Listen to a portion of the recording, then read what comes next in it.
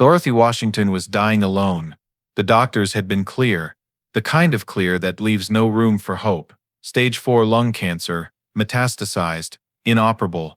3 months, maybe 4. She sat in her small Chicago apartment, watching the snow begin to fall, and the weatherman was using words like catastrophic and life-threatening to describe the blizzard coming.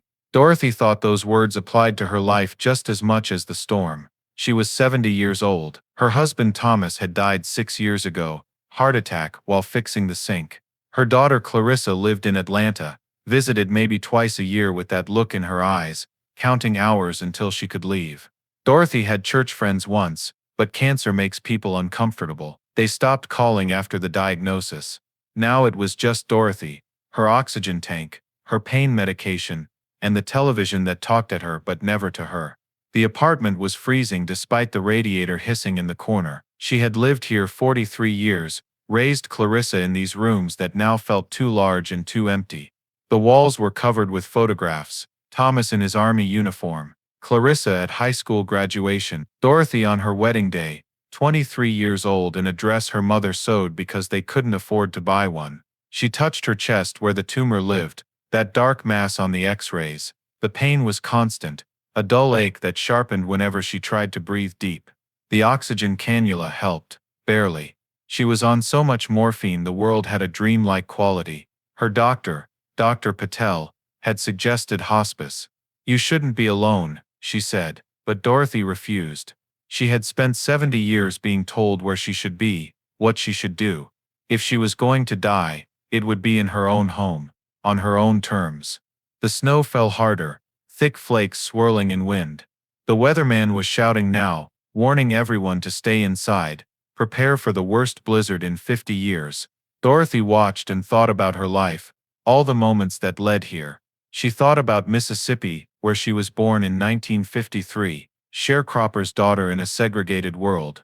Separate water fountains, back of the bus, schools that were separate but never equal.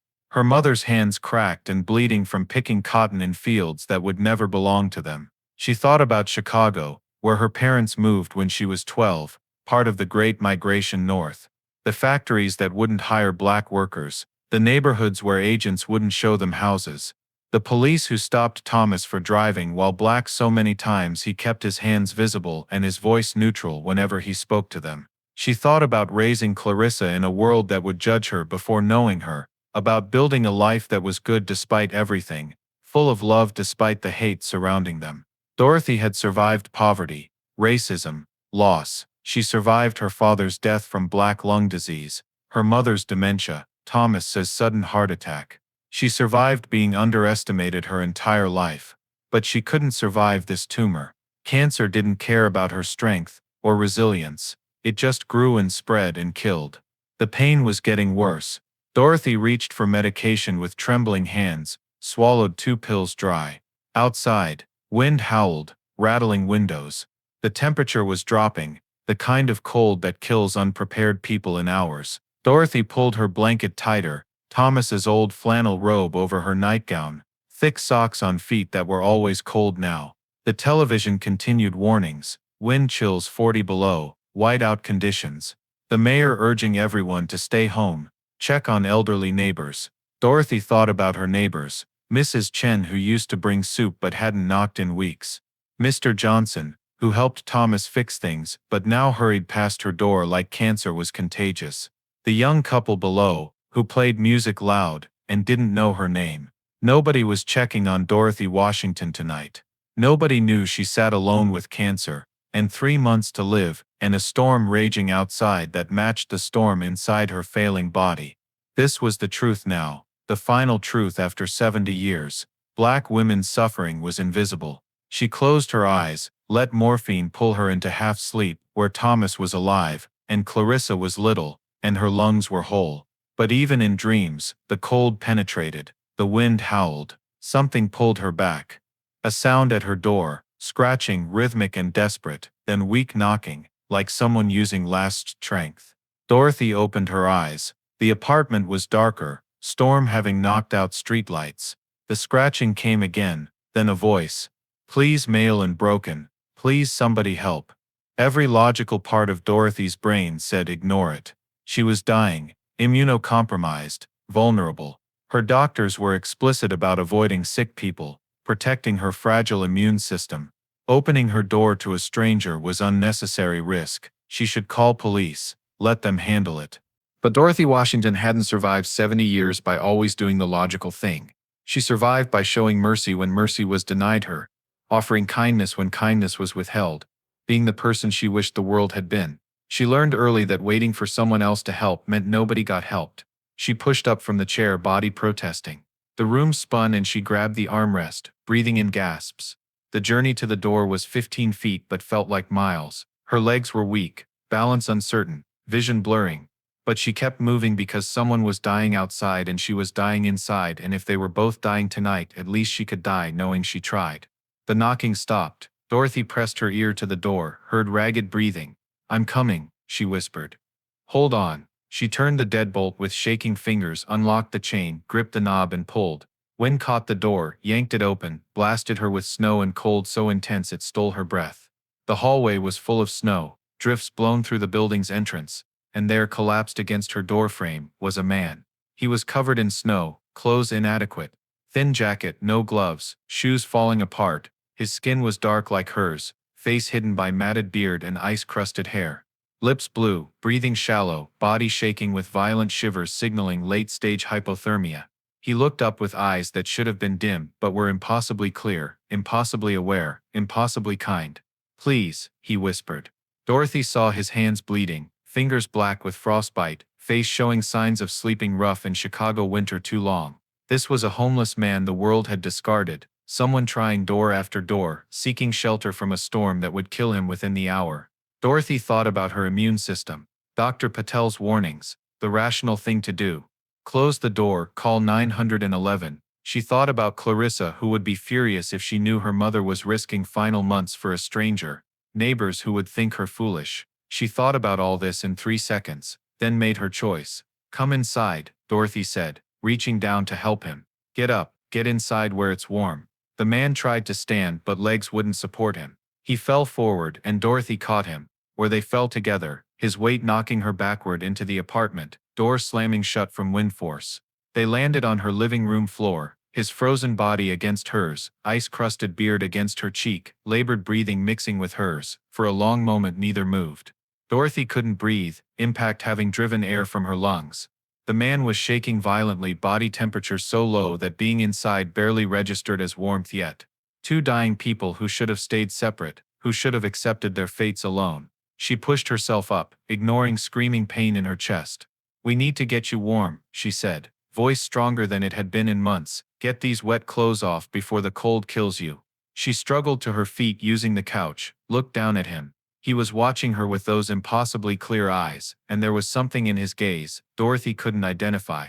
Not fear, not gratitude, but something deeper, something that made her feel seen in a way she hadn't felt in years. The look of someone who knew her, really knew her, though they had never met. "What's your name?" she asked, bending to remove his frozen jacket. The fabric was so cold it burned her fingers, but she kept working, pulling at zippers and buttons with shaking hands.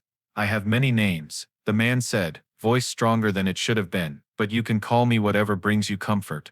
Dorothy paused, confused, but too focused on survival to question it. "I'm Dorothy," she said, "and we need to get you out of these clothes or you're losing fingers and toes to frostbite."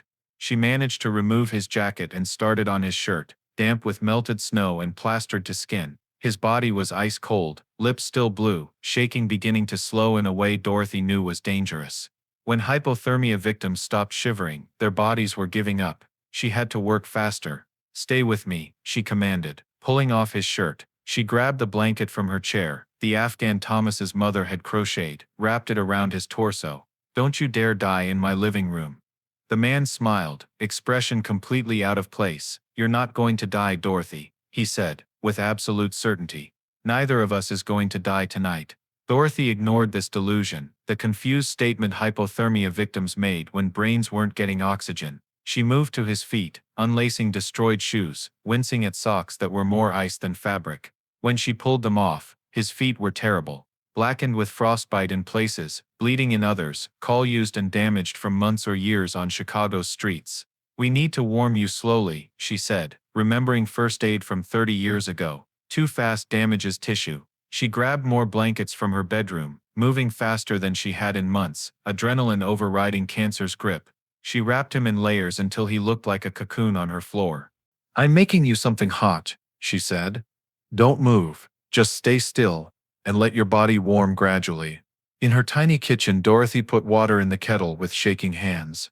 Her own body was exhausted, lungs burning, chest aching with pain morphine couldn't suppress. But she kept moving because someone needed her, and it had been so long since anyone needed her. She found old hot chocolate, the kind Clarissa used to drink as a child, found bread and butter, not much, but warm and something. While water heated, she looked back at the man. He had stopped shivering, which should have terrified her, but somehow he looked better. Color was returning, breathing steadying, eyes still watching her with that strange awareness that made her skin prickle. This man should be dying. Every medical indicator said organs should be shutting down from cold, but instead he looked like someone who had just woken from restful sleep. The kettle whistled and Dorothy poured hot water over chocolate powder, stirred it, made toast, buttered it with trembling hands, arranged everything on a tray. She carried it back and knelt beside him, knees protesting. Drink slowly, she instructed, holding the mug to his lips. Small sips. He drank and Dorothy watched his throat work. There was something hypnotic about it, something that made her think of communion at church, of sacred moments she witnessed but never understood.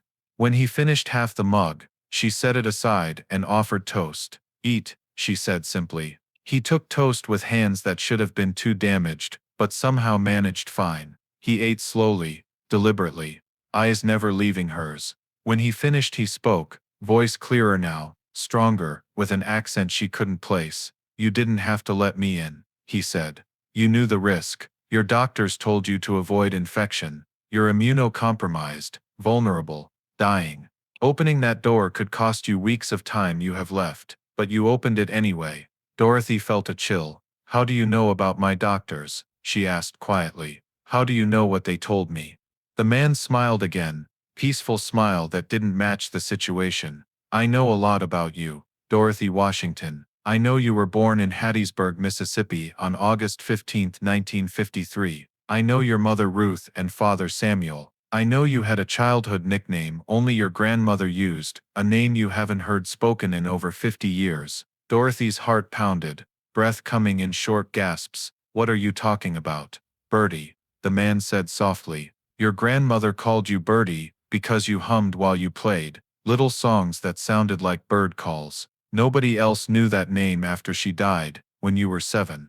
The room spun. Dorothy grabbed the couch, mind racing through impossible explanations. This had to be morphine, a hallucination from medication and stress and cancer. There was no logical explanation for how this homeless stranger could know something so intimate, so buried, so private. Who are you? She whispered, voice breaking. What are you? The man sat up slowly, blankets falling away. His skin was no longer pale, no longer cold. The frostbite that should have blackened his fingers had disappeared. Bleeding wounds on his hands had closed. He looked at her with eyes that held impossible depth, eyes that seemed to contain centuries, eyes that saw not just her face but her soul. I'm someone who has been watching you your whole life, Dorothy. I'm someone who saw every injustice you suffered, every moment you were treated as less than human because of the color of your skin. I'm someone who counted every tear you cried when you couldn't give Clarissa the life she deserved. Every night you lay awake worried about money and safety.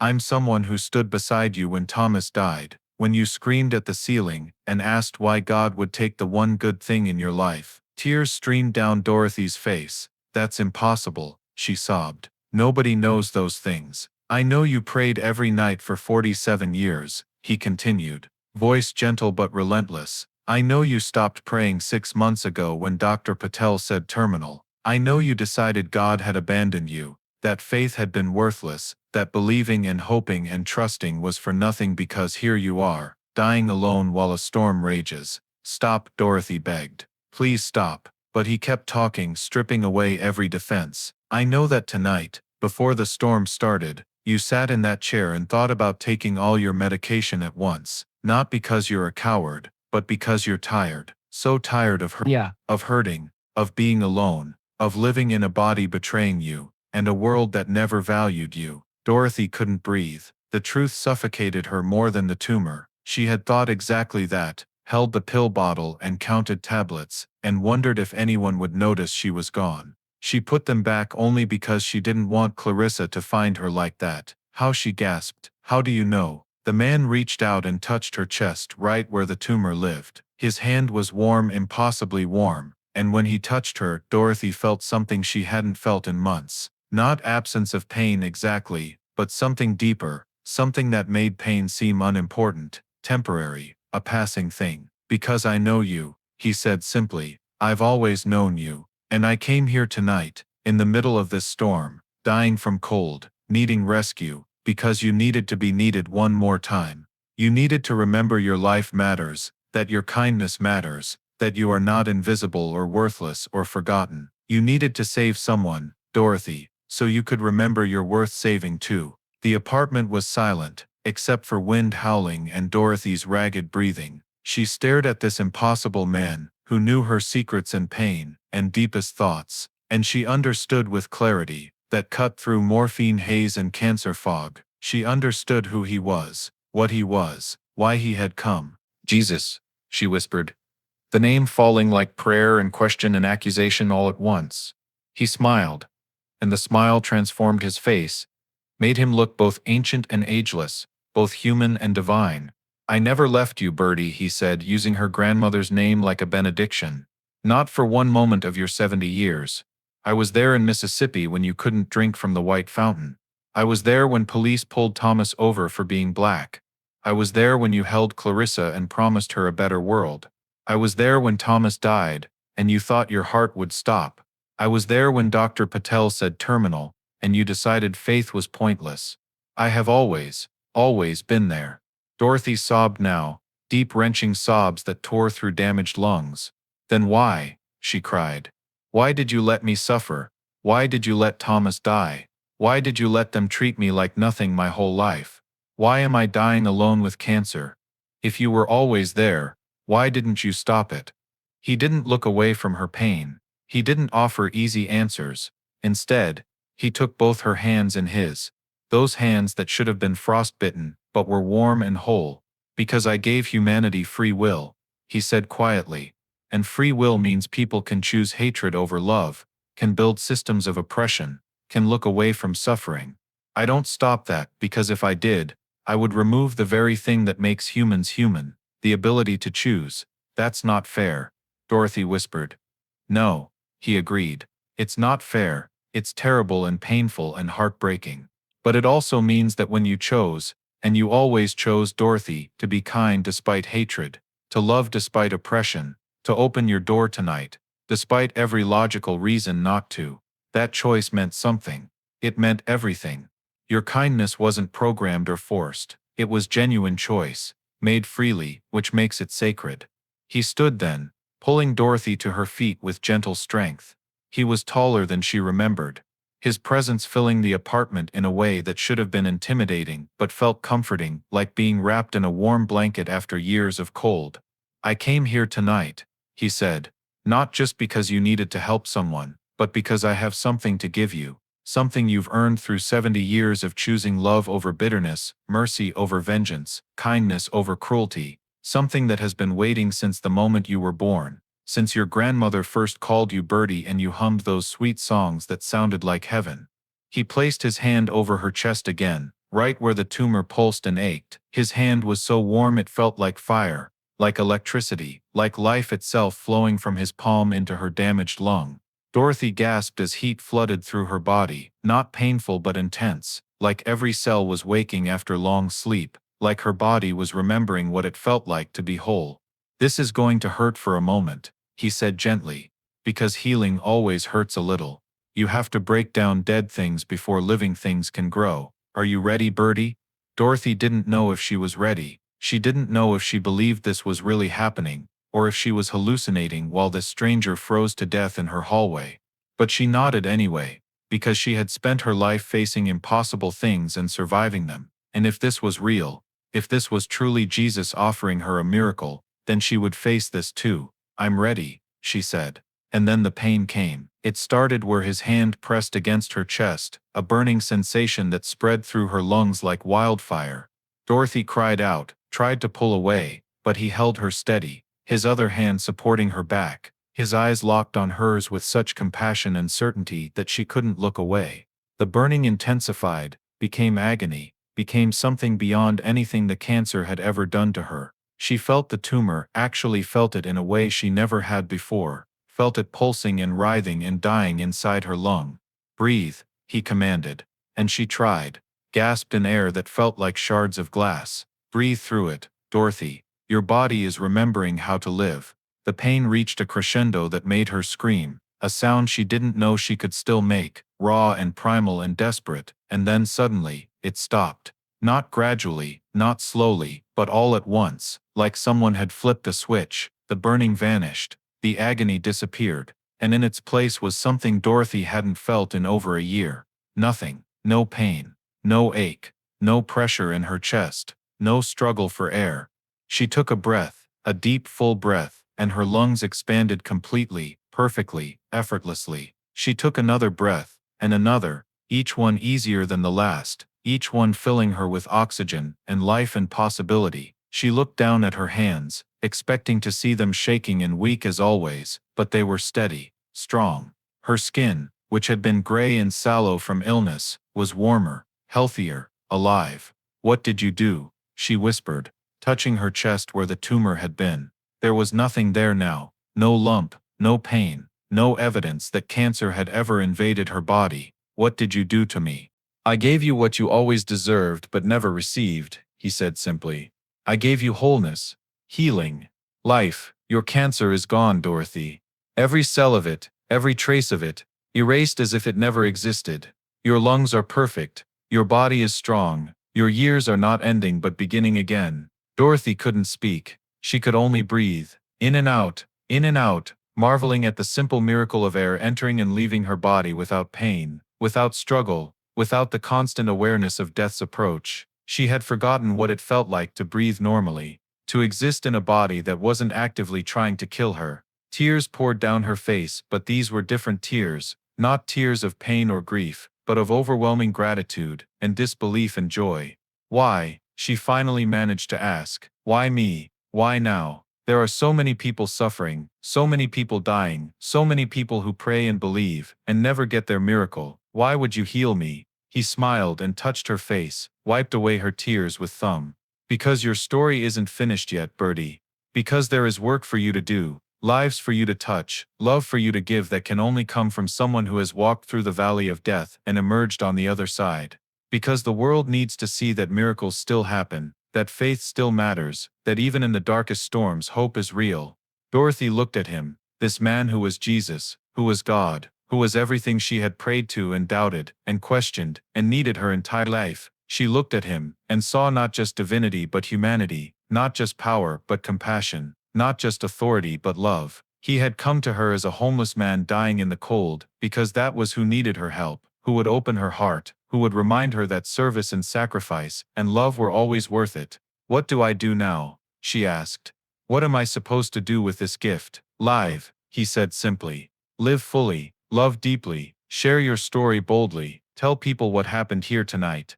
Tell them that you were dying alone, and you opened your door to a stranger, and that stranger was me. Tell them that mercy is never wasted, that kindness is never foolish, that choosing love in a world of hate is the most powerful thing any human can do. Tell them that I am still here, still walking among them, still touching lives, still offering hope to anyone willing to receive it. The storm outside was beginning to calm. The wind that had howled with such fury was softening, the snow that had fallen in blinding sheets was lightening. Dawn was coming, Dorothy realized. The first dawn she would see with healed lungs, with a whole body, with a future that extended beyond 3 months.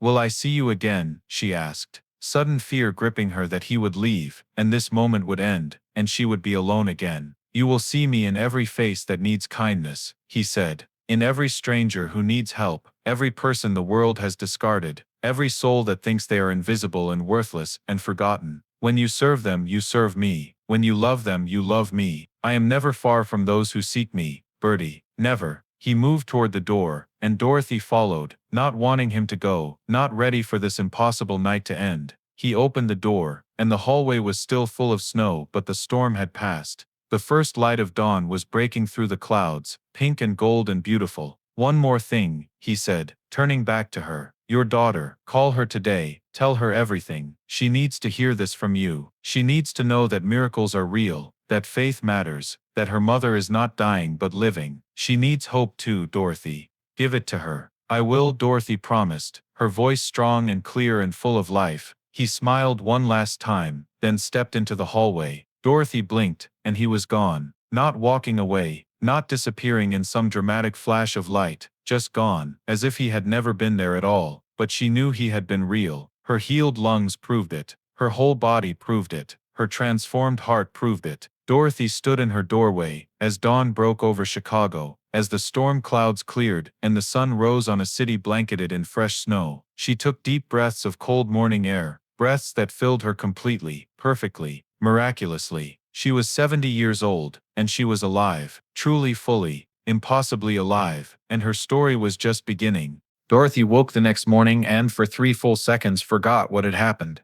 Then she took a breath, a deep, effortless breath that filled her lungs completely, and remembered everything. She sat up in bed without pain, without the careful maneuvering she had perfected over months of illness, and pressed her hands to her chest. Still no tumor, still no ache, still whole. The clock read 7:30. She had slept through the entire night without waking once, to adjust her oxygen or take pain medication. The morning light coming through her window looked different somehow, clearer and more beautiful than she remembered mornings being. Or maybe the world hadn't changed at all. Maybe she was just seeing it with the eyes of someone who had been granted a second chance at life. Her phone was ringing. Dorothy reached for it and saw Clarissa's name on the screen. Her daughter had probably been awake for hours, worrying, unable to wait any longer for news.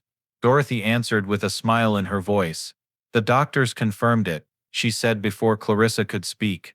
"Dr. Patel ran every test. CT scans, blood work, everything.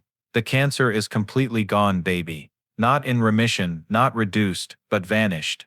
Like it was never there." Silence on the other end. Then Clarissa's voice, thick with tears. "That's impossible, Mama. Cancer doesn't just disappear overnight. I know what the medical books say. Dr. Patel knows what they say too. But she's looking at scans right now that show perfectly healthy lungs where there was a massive tumor 6 weeks ago. She has no explanation for it. No scientific explanation anyway. Send me the reports," Clarissa said. "I need to see them myself. Dr. Patel is emailing everything to you this morning. But Clarissa, you need to understand what this means. Jesus was here. In my apartment. He healed me with his own hands. I'm not confused or hallucinating. This is real." Her daughter was crying now, really crying. "I want to believe you, Mama. I've prayed so hard for a miracle, but I've seen too many people die. Good people, people with more faith than I'll ever have. And God didn't heal them. So why you? Why now?" It was the same question Dorothy had asked Jesus himself. "I don't know why me," she said honestly. "But I know what he told me. That my story isn't finished, that there's work for me to do. That the world needs to see miracles are still real. Maybe it's not about deserving it, baby. Maybe it's about being willing to share it." They talked for another 20 minutes, Clarissa asking medical questions, Dorothy answering as best she could. When they finally hung up, Dorothy understood that her daughter needed time to process this, needed to see the medical evidence with her own trained eyes, before she could accept that the impossible had happened. Dorothy made herself breakfast, real breakfast with eggs and bacon and toast, and ate every bite with profound gratitude. She washed the dishes by hand, taking her time, enjoying the simple domestic task she had been too weak to perform for months. Then she got dressed in nice clothes, did her hair as best she could with what was left of it, and prepared herself for what came next. She had to tell people, had to share this miracle. But who would believe her? Mrs. Chen downstairs, Mr. Johnson across the hall, the people at her church who had stopped visiting when her cancer became too uncomfortable to witness. Dorothy thought about Pastor Williams at Greater Hope Baptist, where she had attended for 35 years. He was a good man, a faithful man. But would he believe that Jesus had walked into her apartment as a homeless man? There was only one way to find out. Dorothy grabbed her coat and headed out the door. The walk to church was 12 blocks, a distance that would have been impossible yesterday but felt like nothing now. She passed neighbors who stared at her in shock, recognizing Dorothy Washington, who had been dying of cancer, who hadn't left her apartment without oxygen in months, now walking down the sidewalk in the February cold like a woman 20 years younger. Mrs. Washington. It was Marcus from the corner, a young man in his 20s who usually sat outside the liquor store, looking defeated by life. Is that really you? I thought you were sick. I was sick, Dorothy said, stopping to talk to him. But I'm healed now. What do you mean healed? Like the doctors fixed you.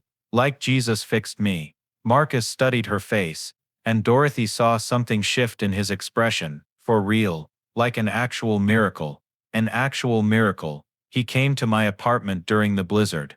I thought he was just a homeless man freezing to death. But when I let him in, when I helped him, he revealed who he really was, and he healed me.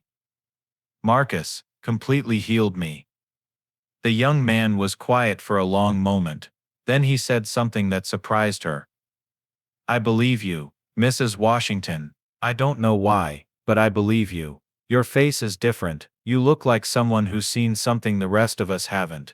Would you like to hear the whole story? Yes, ma'am. I really would.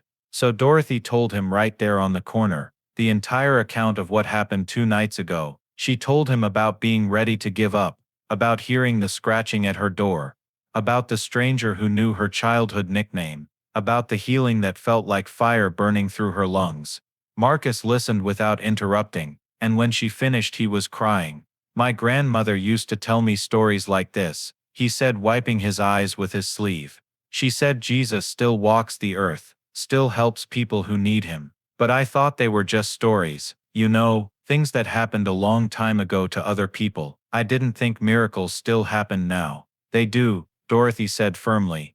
They absolutely do. And if Jesus can heal my cancer, he can handle whatever you're dealing with too. Marcus nodded slowly. Can I tell people about this? About what happened to you? That's exactly what Jesus told me to do. Tell everyone. Share the story. Give people hope. She left Marcus on the corner and continued toward the church. But now she felt the weight of her mission more clearly. This wasn't just about documenting a medical miracle. It was about reaching people like Marcus who had given up, who thought God wasn't real or didn't care or only performed miracles for people who lived 2,000 years ago. Her healing was proof that Jesus was still active, still present, still touching lives in impossible ways. Greater Hope Baptist Church was a modest brick building that had stood on this corner for 80 years. Dorothy climbed the steps to the entrance, remembering all the time she had climbed these same steps with Thomas, with baby Clarissa, through decades of Sundays and prayer meetings and potlucks. The door was unlocked and she entered the familiar sanctuary, breathing in the smell of old wood and hymn books and sacred space. Pastor Williams was in his office, visible through the open door, working on his sermon for Sunday. He looked up when he heard footsteps and his mouth fell open. Dorothy, Sister Dorothy, is that you? It's me, Pastor.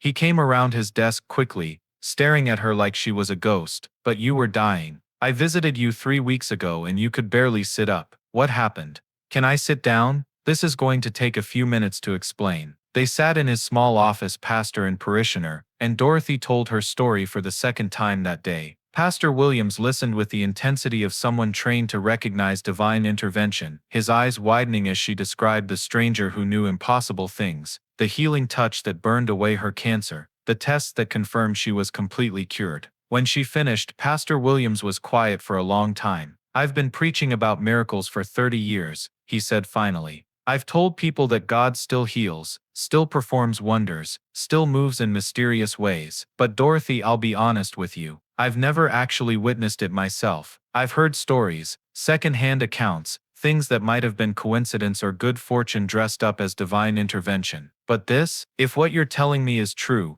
if the medical documentation supports it, this is the real thing. It's true, Dorothy said. Every word of it. And Pastor Jesus told me to share this story. He said people need to see that miracles still happen. I think he wants me to testify To tell anyone who will listen what he did for me. Pastor Williams nodded slowly. Then you'll speak on Sunday. I'll give you the pulpit. The whole congregation needs to hear this. But Dorothy, be prepared. Some people will believe you. Some people will want to believe you. And some people will doubt, will look for rational explanations, will say your cancer went into spontaneous remission or the original diagnosis was wrong. Faith is personal, and miracles challenge people's understanding of what's possible. I know, Dorothy said. My own daughter is struggling to accept it, even with the medical proof right in front of her. But I have to try. I have to tell the truth about what happened. She left the church feeling both energized and nervous. Sunday was 3 days away. 3 days to prepare her testimony, to find the right words to describe something that transcended language, to share the most important moment of her 70 years in a way that would touch hearts and change minds. Dorothy spent Thursday afternoon calling old friends, people who had drifted away during her illness. She called her cousin Janet in Detroit, her neighbor Mr. Johnson, the women from her church group who used to visit weekly until the visits became too painful. She told each person the same story, and the reactions varied. Some believed immediately, accepting her account with joy and wonder. Others were skeptical, polite but clearly doubting. A few asked if she had considered psychiatric evaluation, if perhaps the cancer had affected her brain before it disappeared. But Dorothy persisted. Each telling made the story stronger, clearer, more real. She was practicing, she realized, rehearsing for Sunday when she would stand before the entire congregation and bear witness to Jesus' healing power. Friday morning, Dr. Patel called. I've written up your case, she said. I'm submitting it to the New England Journal of Medicine and several other publications. Dorothy, the medical community needs to see this. I've also been contacted by a reporter from the Chicago Tribune. Someone in my office mentioned your case and word is spreading. Are you willing to be interviewed? Yes, Dorothy said without hesitation. That's exactly what I'm supposed to do. The reporter came that afternoon. A young woman named Sarah, who looked barely 30 but had intelligent eyes and a respectful manner. She interviewed Dorothy for 2 hours, asking detailed questions, taking notes, recording everything with her phone. She wanted to see Dr. Patel's reports, wanted to talk to neighbors who had seen Dorothy before and after, wanted to build a complete picture of what had happened. This is going to be front page, Sarah said as she was leaving. A documented miracle in modern Chicago. Dorothy, your life is about to change dramatically. Are you ready for that? I don't know if anyone can be ready for that, Dorothy admitted, but I trust that Jesus will guide me through it. He didn't heal me just to abandon me when things get difficult. Saturday morning the article appeared, front page of the Chicago Tribune, with a photograph of Dorothy standing in her apartment looking healthy and whole. The headline read, Dying Woman Claims Jesus Healed Her Cancer in Southside Apartment. The article was balanced and fair, presenting Dorothy's account alongside Dr. Patel's medical testimony and the documented evidence of her inexplicable recovery. By noon, Dorothy's phone was ringing constantly. News stations wanted interviews, radio shows wanted her to call in, strangers wanted to meet her, touch her, ask her to pray for their own sick loved ones. The attention was overwhelming, but Dorothy remembered what Jesus had told her. This was the work, this was the purpose.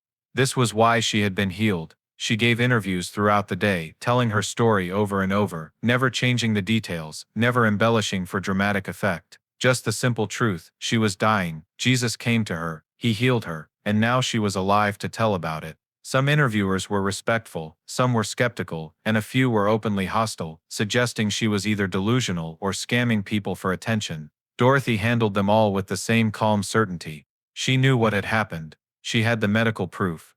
Let people think what they wanted. That evening Clarissa called.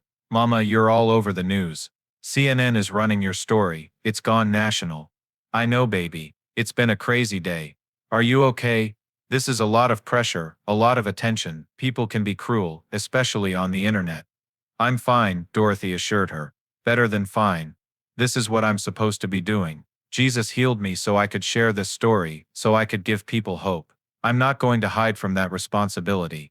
I read Dr. Patel's reports, Clarissa said quietly. I showed them to 3 oncologists at my hospital. They all said the same thing. What happened to you is medically impossible. There's no scientific explanation for how your cancer disappeared so completely and so quickly. I know. So I believe you, Mama. I believe Jesus healed you. I don't understand it, I can't explain it, but I believe it. And I'm sorry I doubted you. Dorothy felt tears of relief streaming down her face. Thank you, baby. That means everything to me. Sunday morning arrived bright and cold. Dorothy dressed carefully in her best church clothes, a navy blue dress and matching jacket that she hadn't worn since before her diagnosis. She arrived at Greater Hope Baptist an hour early and found the parking lot already full, cars lining the street, people streaming toward the entrance. News vans were parked across the street, cameras recording the crowd. Pastor Williams met her at the door, looking both excited and nervous. "We're going to have to use the overflow seating," he said. "We haven't had this many people here since Easter. Dorothy, the whole city wants to hear your testimony." The sanctuary was packed, every pew filled, people standing along the walls, sitting in folding chairs in the aisles. Dorothy recognized familiar faces from her decades at this church, but there were hundreds of strangers too, people who had read the article or seen the news coverage and wanted to witness this miracle woman for themselves. Pastor Williams opened the service with prayer, then turned the microphone over to Dorothy. She walked to the pulpit on strong legs, looked out at the sea of faces, and felt suddenly calm. Jesus had brought her to this moment. He would give her the words. "I was dying," she began simply.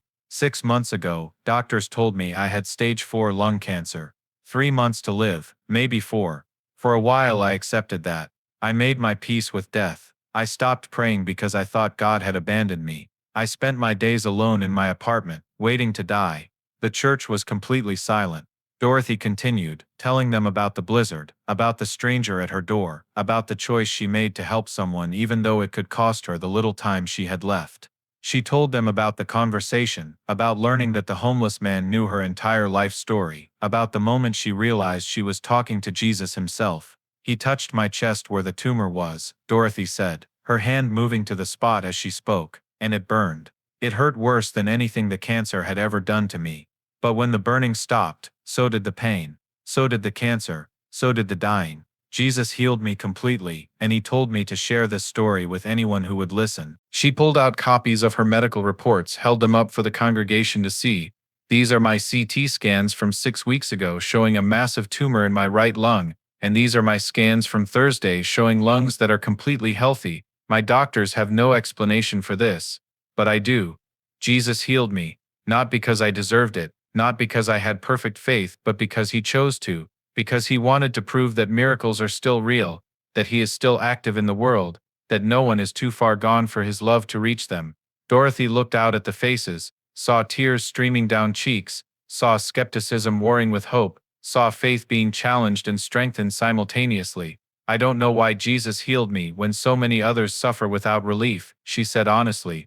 "I don't know why my prayer was answered when thousands of prayers go unanswered every day, but I know this: he is real. He is present. He still walks among us, still touches broken bodies and broken hearts, still offers hope to anyone willing to receive it." She told them about the work Jesus had given her, about sharing this testimony, about being living proof that miracles hadn't stopped when the Bible ended. "If you're sick, pray," she urged them. "If you're suffering, have faith. If you've given up hope, please hold on a little longer, because Jesus is still in the business of impossibility. He's still healing. He's still transforming. He's still loving people exactly where they are." When Dorothy finished and stepped away from the pulpit, the entire congregation rose to their feet, applauding and weeping and praising God with voices that shook the old building's rafters. People rushed forward to touch her, to ask for prayers, to share their own stories of suffering and hope. Dorothy spent 2 hours after the service talking to person after person, praying with them, encouraging them, sharing the certainty that had been born in her heart the night Jesus touched her chest. By the time she finally made it home that afternoon, Dorothy was exhausted but fulfilled. This was her new life, she realized. Not retirement and waiting for death, but active ministry, sharing her miracle, giving hope to the hopeless. Jesus had healed her body so she could help heal people's faith. Her phone rang again. It was a television producer from New York, wanting her to appear on a morning show. "I'd be honored," Dorothy said, smiling at how much her life had changed in just 4 days. 4 days ago she was dying alone. Now she was being invited to share her story on national television. As evening fell, Dorothy sat in her chair by the window, the same chair where she had sat ready to give up, and watched the sun set over Chicago. Her lungs were clear. Her body was strong. Her purpose was certain. Jesus had given her a second chance at life, and she was going to use every day of it to tell the world what he had done. The cancer was gone. The miracle was real, and Dorothy Washington's story was just beginning to reach the people who needed to hear it most. People like Marcus on the corner, like her daughter Clarissa, like every person who had stopped believing that God still performed miracles in the modern world. Jesus had proven them wrong, and Dorothy would spend the rest of her healed life making sure no one forgot it. 6 months after Jesus healed Dorothy Washington, her story had traveled far beyond Chicago. Medical journals published Dr. Patel's case study, news outlets interviewed her repeatedly. But the most important conversations happened in quiet moments, one-on-one encounters with people who desperately needed to believe that miracles were still possible. Today, Dorothy stood in the lobby of Northwestern Memorial Hospital, waiting to meet someone she had never expected to see again. The hospital receptionist had called 3 days ago with an unusual request. A patient wanted to speak with her, had specifically asked for Dorothy Washington, the woman who had been healed of cancer. The patient's name was Michael Chen, and he was Mrs. Chen's grandson, Dorothy's former neighbor's family member. Dorothy remembered Mrs. Chen bringing her soup during the early days of her diagnosis, remembered how those visits had gradually stopped as her cancer progressed and made people uncomfortable. She hadn't seen Mrs. Chen in months, hadn't known her grandson was sick. A young nurse approached. Mrs. Washington, Michael is in room 412. He's been asking for you all morning. Dorothy followed her through sterile hallways that smelled of disinfectant and illness, past rooms where other people fought their own battles with disease and death. She had walked these halls herself 6 months ago, receiving her terminal diagnosis, being told to prepare for the end. Now she was here as a visitor, as someone who had survived, as living proof that sometimes the impossible happened. Room 412 was quiet. Michael Chen lay in the bed, 23 years old and impossibly thin, his skin pale against white sheets. Stage 4 leukemia, the nurse had whispered, not responding to treatment. Maybe 2 weeks left. Mrs. Washington, Michael said, his voice weak but his eyes bright. Thank you for coming. I wasn't sure you would. Of course I came. Dorothy pulled a chair close to his bed. Your grandmother used to bring me soup when I was sick. This is the least I can do. She told me about you, Michael said, about how sick you were, how everyone thought you would die. And then she saw you walking down the street 6 months ago, looking healthy and whole. She couldn't believe it. She thought she was seeing a ghost. Dorothy smiled. Not a ghost, just someone who was given a second chance. I read all the articles about you. I watched your interviews. I know what you say happened. Michael's eyes searched her face. Is it really true? Did Jesus actually heal you? Or is there some medical explanation that the doctors are missing? This was the question Dorothy had been asked 1,000 times in the past 6 months. Some people asked with genuine curiosity, some with skepticism, some with desperate hope. Michael was asking with the latter, she could tell. He wanted to believe but was afraid of being disappointed. It's completely true, Dorothy said. Every word of it. Jesus came to my apartment during that blizzard. I thought he was just a homeless man dying from the cold. But when I let him in, when I helped him, he revealed who he really was. And he healed me, Michael, completely and miraculously healed me. Why you? The question came out almost as an accusation. Why did he heal you and not my mom who died of breast cancer 2 years ago? Why did he heal you and not the other terminal patients in this hospital right now? What makes you special? Dorothy had heard this question before too, and she still didn't have a perfect answer. I don't know why me, she admitted. I've thought about it every single day for 6 months. I wasn't more faithful than your mother. I wasn't a better person. I had actually stopped praying, stopped believing. If anything, I deserved healing less than most people. She reached for Michael's hand, feeling how cold it was, how fragile. But here's what I learned that night. Miracles aren't about what we deserve. They're about what God chooses to give us. And sometimes he chooses to heal our bodies. Sometimes he chooses to heal our spirits. And sometimes he chooses to heal us completely on the other side of death, in a place where there's no more suffering at all. That's not good enough, Michael said, tears filling his eyes. I don't want to die. I'm 23 years old. I'm supposed to be starting my career, getting married, having kids. I'm not ready for the other side of death. I want a miracle like yours. I want Jesus to walk into this hospital room and touch me and make me whole. I know, Dorothy said softly. I know exactly how that feels. I wanted more time too. I wanted to see my daughter grow old, wanted to meet grandchildren I'll never have, Wanted to do all the things I didn't get to do because I spent my whole life being poor and black and struggling just to survive. I wanted my miracle so badly I could taste it. She squeezed his hand. But Michael, I want you to understand something important. The physical healing wasn't the most valuable thing that happened that night. The most valuable thing was knowing, absolutely knowing, that I wasn't alone. That Jesus had been with me every single moment of my 70 years, that my suffering hadn't been invisible or meaningless, that I was seen and loved and valued exactly as I was. So you're saying I should just accept dying?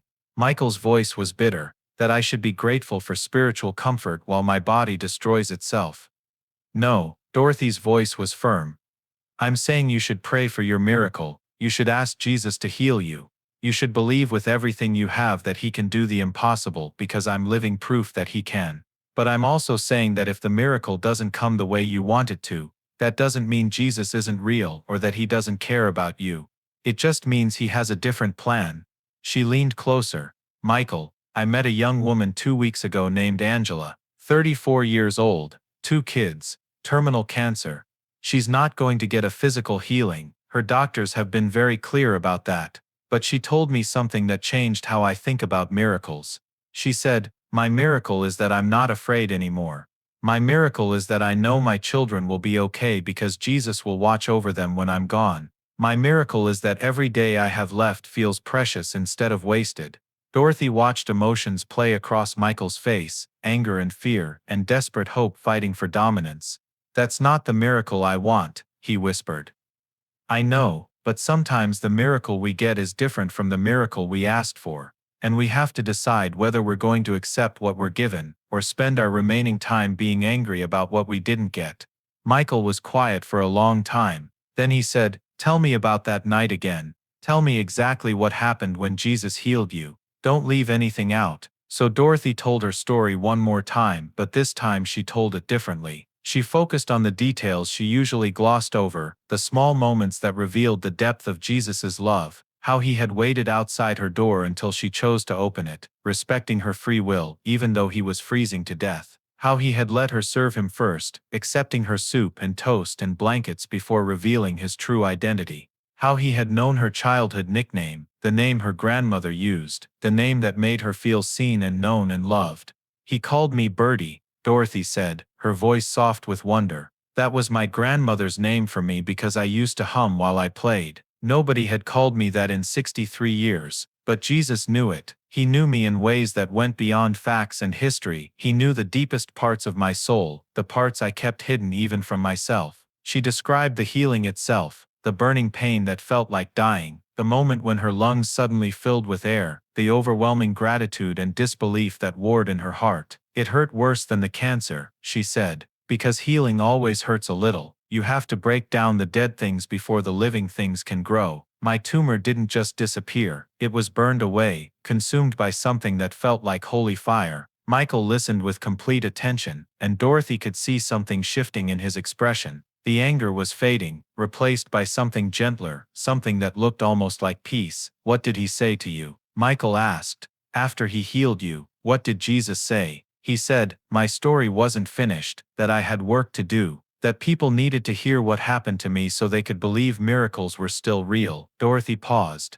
"But he also said something I didn't understand at first. He said, every person's miracle is different, Birdie. Some receive healing in this life, some receive it in the next life, but everyone receives it eventually. No one who calls on my name is ever denied wholeness. It's just a matter of timing." "Timing," Michael repeated. "So maybe my healing is just delayed. Maybe it will happen later. Maybe," Dorothy said carefully, "or maybe your healing will be different than mine. Maybe your miracle will be peace instead of cure. Maybe your miracle will be the impact your life has on others. Maybe your miracle will be how your family learns to trust God even when they don't understand his plan." She reached into her purse and pulled out something she had brought with her, a small photograph. It showed Dorothy 6 months ago, skeletal and gray-skinned and clearly dying, next to a current photo of her healthy and vibrant and alive. "I carry this with me everywhere," she said, handing it to Michael. "Not because I'm proud or want attention, but because I never want to forget what Jesus saved me from. I never want to take a single breath for granted." Michael stared at the photos. You look like a completely different person. I am a completely different person, not just physically, but spiritually. The cancer destroyed my faith, Michael. By the time I opened my door that night, I had given up on God completely. I thought He had abandoned me, that prayer was pointless, that faith was a lie we told ourselves to feel better about the randomness of suffering. And now? Michael asked. Now I know that God is real and present and active in ways I never imagined. Now I know that every moment of my suffering mattered, that it was preparing me for this ministry, for this opportunity to share hope with people who desperately need it. Now I know that my cancer wasn't wasted, it was transformed into something redemptive. Dorothy took the photos back, tucked them carefully into her purse. So here's what I want you to understand, Michael. Whether Jesus heals you physically or not, whether you live or die, your life matters, every single day of it. Every moment of pain, every struggle, every tear, it all matters. It's all part of a story that's bigger than you understand right now. What if I don't have faith? Michael's voice broke. What if I can't believe the way you do? Then you ask for faith. You say, Jesus, I don't believe, but I want to help me believe. That's what I did that night. I didn't have perfect faith when I opened my door. I had doubt and fear and anger, but I had just enough faith to make a choice, to show mercy to a stranger, to open myself to possibility. And that was enough. Dorothy stood, knowing she needed to let Michael rest, but also knowing she had one more thing to say. I'm going to pray for you now. I'm going to ask Jesus to heal you the same way He healed me. But Michael, I'm also going to pray that whatever happens you find peace, that you discover your life has meaning and purpose, that you understand you're not alone, even in this hospital room, even facing death. Jesus is here with you the same way He was with me. She placed her hand on Michael's chest, right where his heart beat weakly beneath sick flesh and failing bones, and she prayed, not the practiced prayer she had recited 1,000 times for cameras and audiences, but a raw, honest prayer that came straight from her heart. She prayed for healing. She prayed for peace. She prayed for faith to sustain Michael through whatever came next. She prayed for his family,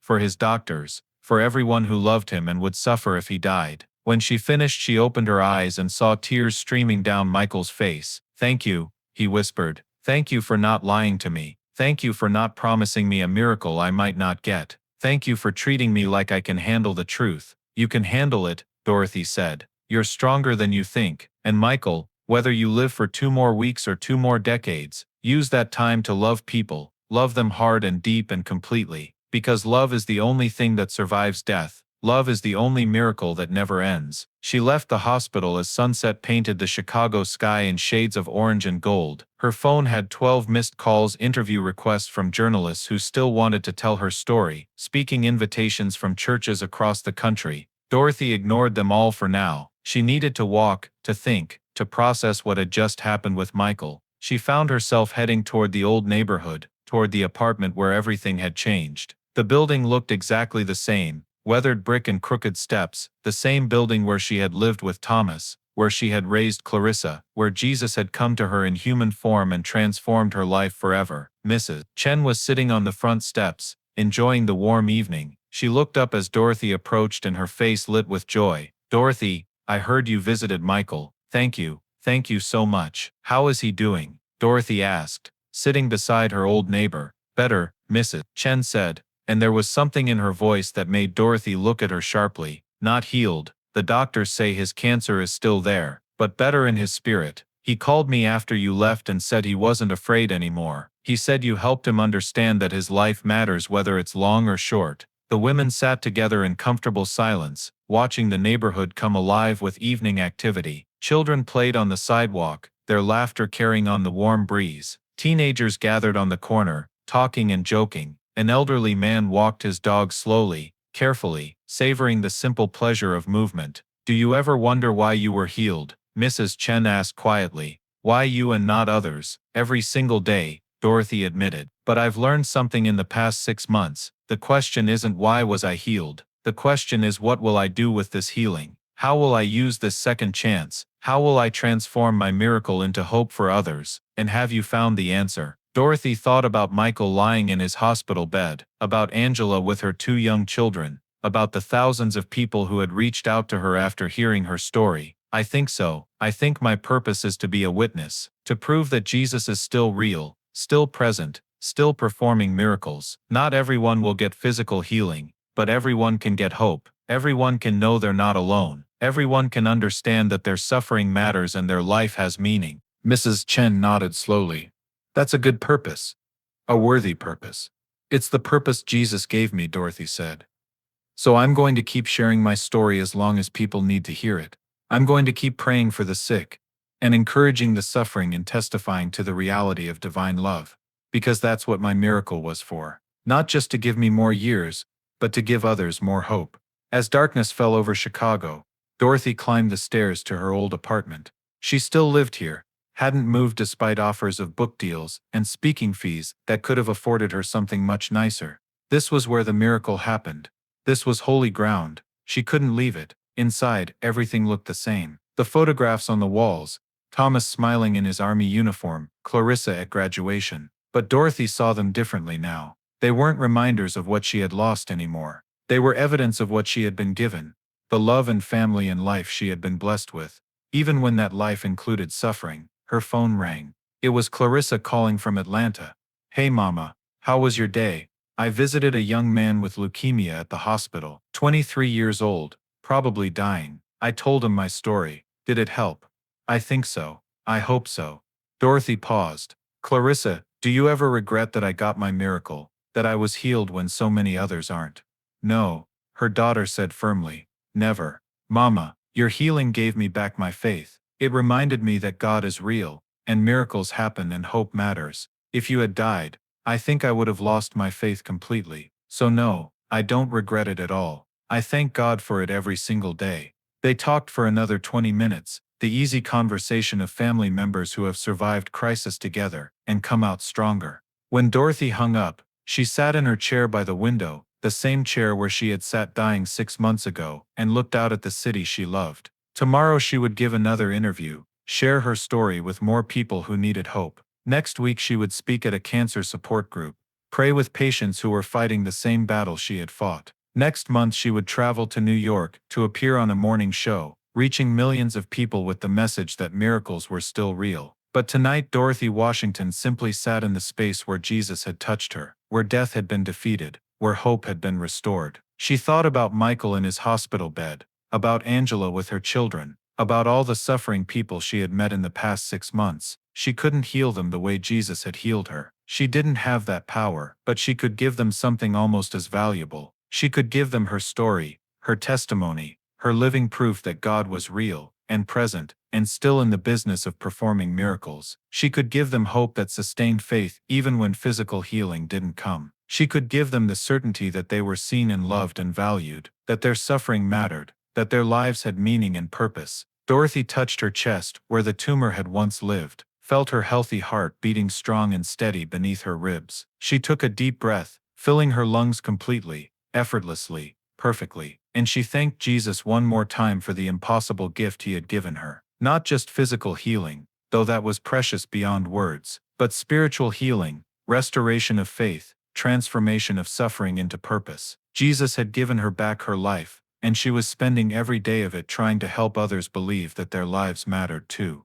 The cancer was gone, the miracle was real, and Dorothy Washington's story would continue inspiring hope as long as she had breath in her healed lungs to tell it. She was 70 years old, and her life was just beginning. Not because she had escaped death, but because she had learned what it meant to really live. To love without reservation, to share hope without hesitation, to believe without doubt that Jesus was real and present and still walking the earth in human form, still touching broken bodies and broken hearts, still performing miracles in hospital rooms and apartments, and wherever faith opened the door. Tomorrow would bring new challenges, new opportunities, new people who needed to hear that hope was real. But tonight, Dorothy simply rested in the peace of knowing that her miracle had purpose, that her healing had meaning, that every day she lived was a gift she could use to bless others. Jesus had called her Birdie, the name that meant she was known and loved and valued. And every time she shared her story, every time she prayed with the suffering, every time she offered hope to the hopeless, Dorothy honored that name. She sang her song of faith, her testimony of healing, her witness to divine love. And the song echoed far beyond her small Chicago apartment, touching lives she would never meet, strengthening faith she would never see, proving to a doubting world that miracles were still real, and Jesus was still alive, and hope was always, always worth holding on to. Her story wasn't finished yet. It was just beginning, and it would be glorious. Dorothy's story reminds us that mercy is never wasted.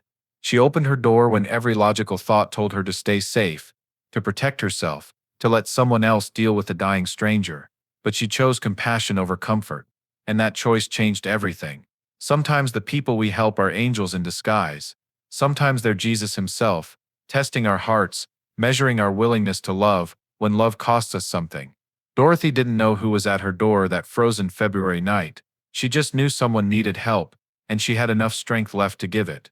That's what faith looks like in action. Not perfect theology or flawless doctrine, but simple kindness shown to people the world has forgotten. Her cancer was destroying her body, but it hadn't destroyed her compassion. That's what made her worthy of the miracle. Not sinless living or perfect prayers, but choosing love when love seemed foolish. If you've been touched by Dorothy's testimony, leave a heart in the comments, and tell us, have you ever helped a stranger and felt like you encountered something divine? Share your story below.